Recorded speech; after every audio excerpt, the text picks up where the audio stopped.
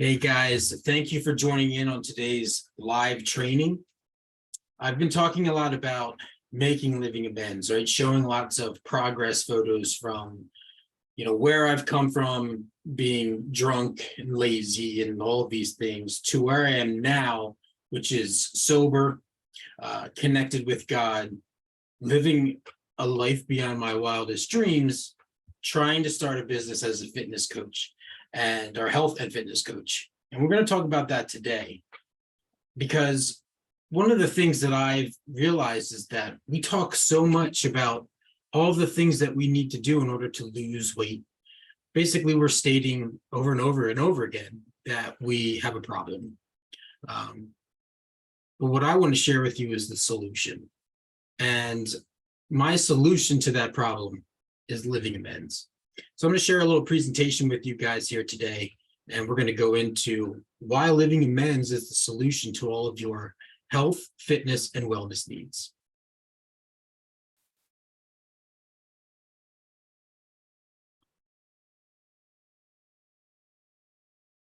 All right, so here we are, living amends, the solution to your health, wellness, and fitness goals.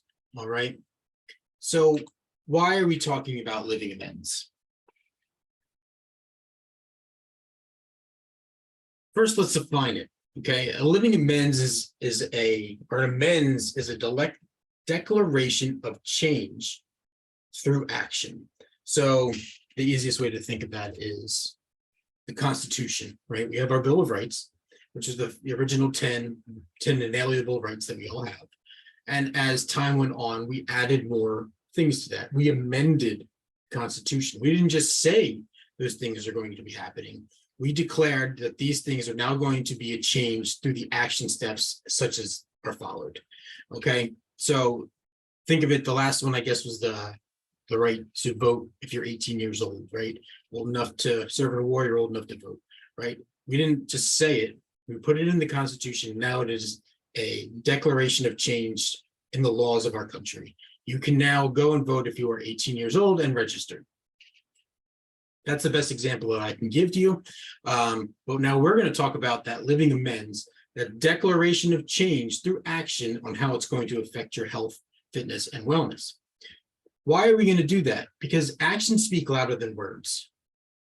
Raise your hand if you've talked so much about all of the things that you want to change, but you never go about doing it.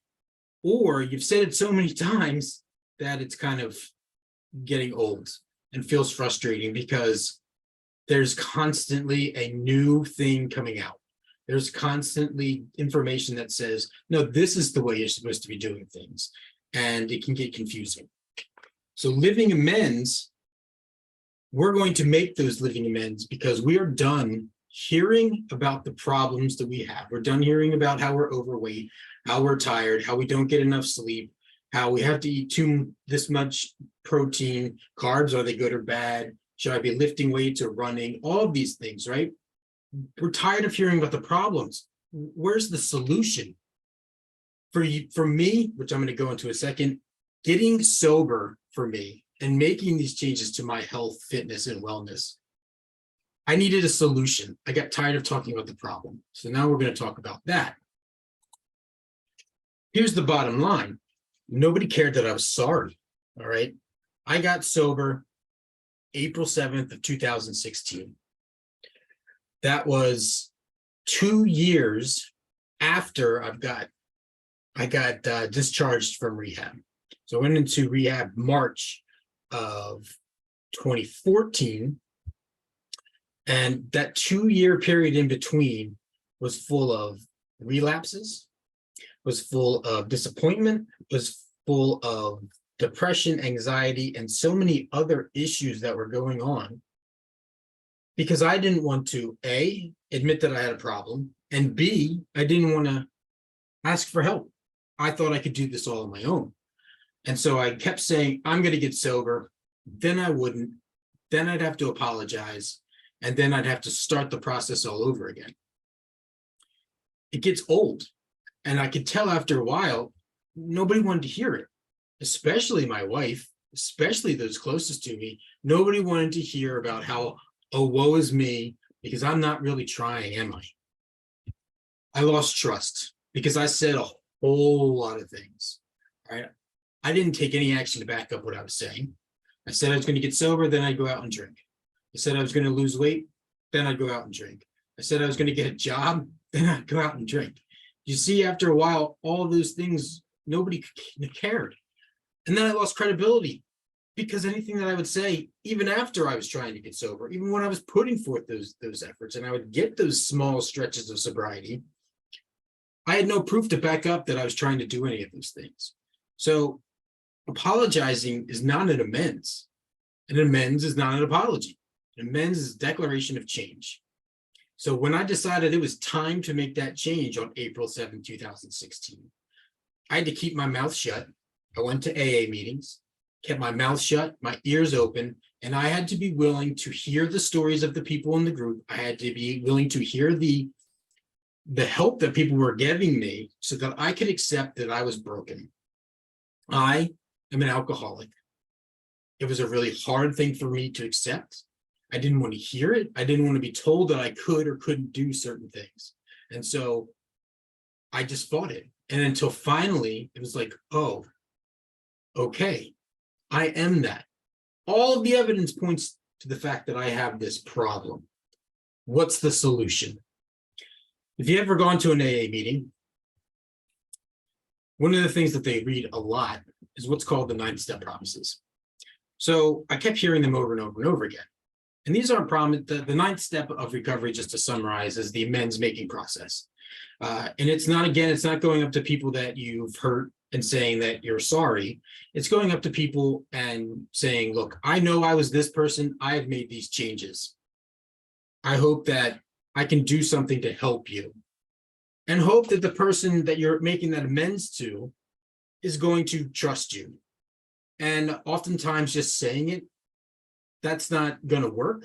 But if I took the steps, hearing the promises, and I can post those later for you if you want, but hearing those promises about peace, serenity, about knowing that there's not going to be any problems that I can't solve through taking these actionable steps, more importantly, doing them, and I'll see change. Not only will I see change, but the people that I have hurt and the people that I want to know that I'm different will see it without me running my mouth.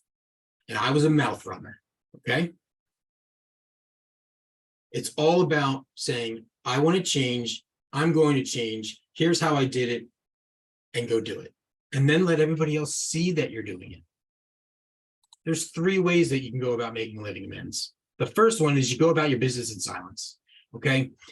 We're not getting on social media declaring that we're losing weight. We're not getting on social media declaring that we're starting this fitness program.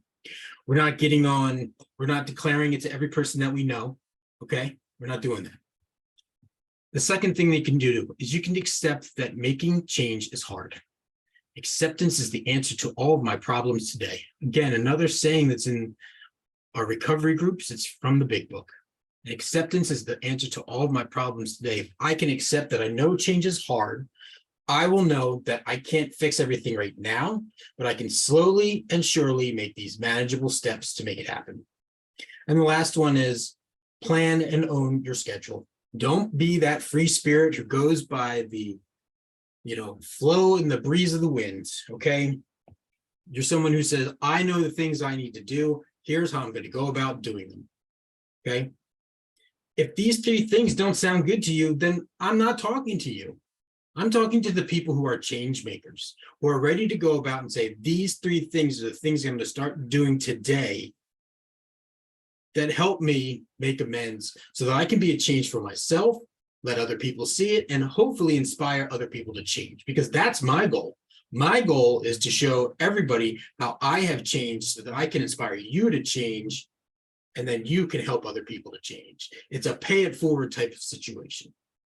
So let's talk about these steps, okay? Work in silence, all right? Do you declare your plans to get healthy, lose weight, and get in shape often? A couple times a year. Fun fact for you that the average person attempts to lose weight 4 times a year. If you're wondering why 4, well, there's 4 seasons. So at the beginning of every season, there's always that I'm going to get in shape. I'm going to get in shape. I'm going to get in shape. All right. Have you said it so many times that nobody's really listening to you anymore? Maybe. Or you're just like, yeah, hey, good for you. Good luck with that. Nobody wants to help you. Nobody wants to hear about it. Have you tried every single diet and workout plan out there? Have you tried them all? Have you done them all? Saw success, gained the weight back. Tried extreme diets, tried extreme workouts, saw some success, got injured, got sick, whatever the case may be. Have you tried all of those? Have you told everyone you're doing keto and CrossFit or the like? Okay, maybe you're not doing keto or CrossFit, but have you told everybody that you're on this diet, that you're doing these workouts? I don't think you're actually doing keto or CrossFit unless you're telling people about it, because I think that's a rule in any of the literature that they offer. Let me tell you right now, nobody cares. Everybody's got their own problems they got going on. Nobody wants to hear about this diet that you're going to try for a week. All right. Nobody wants to hear about your PR. So the only thing that you can do is tell the people who are most important to you, ask for their support, and then go about your business. Working in silence means that you're not declaring it to the world. You're simply saying to your spouse, to your family, to your best friend, whoever it may be, that, look, I really need to lose this weight. Here are the things I'm going to do. Please support me. Please help me do what I can, but I'm just going to go about and doing it. If you have any questions you want to know, go ahead and ask. And then just go to work, right? Go to work. That's a whole important thing. The next part of that. Okay, so now you've declared it. Now you said, I'm going to do it. I'm going to declare the changes I want to make. I'm going to go about doing them. But guess what? You're going to hit that roadblock probably pretty quickly, right? Because change is hard. It's uncomfortable. It takes time to change. It takes work to change. There is no easier, softer way. It takes work to change. And it takes patience, all right? This is one of the things that I had to learn because I recently hired my own coach. And we went through an 8-week period where I didn't lose any weight, where the scale didn't change at all. I felt stronger. I certainly felt healthier, right? Like my stomach felt better. I had a better attitude. I felt good. But there wasn't any visual proof because I had to fix all of the stuff that was broken on the inside in order for it to start changing on the outside. That takes time. It takes work. That takes patience. There's so many quick fix diets and things like that that you start seeing those changes miraculously right away. But what difference does it make if all you do is then go right back to it? Because that's not a change. That's losing weight and then gaining it back. That's just the roller coaster of life that we want to get off of. The roller coaster of life will always be there, by the way, but we don't want to be on, we don't want to add to the roller coaster. Okay.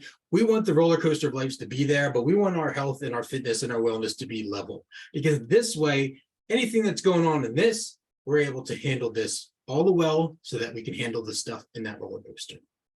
So here's what we're going to do to make sure the change is a little bit easier. You're going to break it off a piece at a time. Okay. Start with the hardest thing first. You ever hear the statement, eat the frog? All right. I got that from a Mark Batterson book about making changes every day. Do the hardest thing first. What's the hardest thing for you to do? For me, it's my diet, right? I had to change my diet. I had no problem working out. I had no problem, going for walks and doing all that stuff. But the nutritional part of things was the hardest thing for me to focus on. I had to change my relationship with food. In order for me to do that, I had to know what the good things were that I was doing, what are the things I can change, and how do I go about manifesting those? That's the stuff that you need to start with, right? Make the easy, then we're going to go make the changes, even if they're hard, we're going to make them easy, we're going to make it obvious and repeatable, okay? I don't know if you've ever read the book Atomic Habits. Highly recommend. You should definitely read it. How do I make a change such as a hard thing like diet easy? Well, the first thing I can do is I don't bring the junk food into the house. That's pretty easy. When I go shopping, I don't buy it. I don't see how I can get any easier than that. Make it obvious. All of the healthy foods that I have are right there and available for me for when I want a snack or when I want a meal. I do meal prep. All of those things are right there. And I make it repeatable. Can I do the same thing every day? That's why I preach meal prep so much. when we're trying to wing it and we're trying to do all those things that we want to change, and we're saying, oh, I'm not the kind of person that can eat the same thing over day after day after day. Again, I'm not talking to you. I'm talking to the person who's ready to make a change and is ready to do the hard work. That stuff is hard, but you can do it, and you fall into a routine and you get comfortable and you start making that change and you start noticing that it makes you feel really, really good. And it takes a big time weight off of your mind when you can make those things easy and obvious and repeatable. The last thing I want you to do, journaling. All right. There's 3 questions that I ask myself every single day. What did I do well today? What could I have done better today? What lies did I believe about myself today? And that third one is going to be the one that takes you to the next level up. All right. Because when you're doing hard things and you maybe screw something up, you're going to think you're a loser. If you're trying to change something and you don't do it perfectly, you're going to think, I can't do this. I'm not enough. It's too hard. It's a lie. You are thinking perfection when you should be thinking progress. That's the best way to go about it. Journal daily. What did I do well today? What could I have done better? What lies do you believe about yourself? This is also a great way for those in recovery to do your 10th step. And lastly, it's your life. Your life. You are in control of the attitude and effort you put forth into your life. All right. When you wing it, you're not putting forth an attitude or an effort. You're just doing random things. Winging it doesn't work. Guessing what will work doesn't work. Okay. You have to learn what's going to work. And then you start, you ever hear the statement, stop guessing, start assessing? That's what you got to do. You got to say, okay, this didn't work, so what can I do to try something else? Being inconsistent doesn't work. You can't work out once a week as hard as you can and then expect to make any changes. You're just hurting yourself at that point. You can't eat well on Mondays and then Tuesday to Sunday, you're eating like crap. You can't even eat Monday through Friday well and then destroy yourself on the weekends to see any kind of change. You must take ownership of change, the good and the bad. Okay, you got to own it. Look at your calendar. All right, these are the three things that you need to do right now to start owning your calendar. You need to have a calendar. You can use your phone. You can use a day planner. You can use a notebook. But you're going to sit down at the beginning of every week and you're going to say, here's what I've got going on. Do I have meetings I need to attend? Do I have things that I need to take my kids to? Do I have special events coming up? You look at all of those and you plan your workouts and your meals around them. When you know that you have a special event coming up, you plan so that you can get to that special event without it being this weight on your mind. Second thing you want to do is you want to think to yourself, I'm going to be consistent. Consistency means if I miss one day, I won't miss 2. And if for some reason you start missing more than that, that's when you reach out to me, your coach, and say, what do I need to fix here? Where's the off point? And the last thing is you don't take something on you never tried before without knowing all that's involved. I'm not telling you not to do it. I'm saying that if you never trained for a marathon before, you should probably read a book about it. If you never lifted weights before, you should probably learn how to go about doing that. If you've never gotten up early in the morning, well, how do you rearrange your day so that you're able to get up consistently in the morning? It's all about the planning, right? Don't expect to just know it. You got to start saying, here's where I'm starting off at and how can I progress forward, right? That goes back to here. The change is hard, okay? Start with the hardest things first. Make it easy, obvious, and repeatable. That's all that I want you to do, all right?